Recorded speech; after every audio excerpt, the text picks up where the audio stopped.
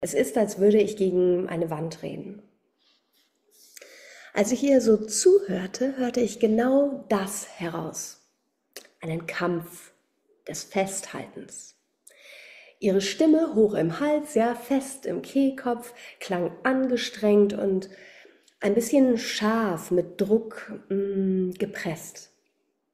Sie hat mit aller Kraft versucht, sich Gehör zu verschaffen, weil das schon eine Gewohnheit geworden ist. Auch von mir hat sie so gesprochen, als sie eben durch ihre Gedanken, die sie gedacht hat, ergo ihre Wahrheit, die sie sich über sich selbst erschaffen hat, mit mir geteilt hat, denn euer Gedanke, den ihr denkt, kreiert immer auch eine Emotion.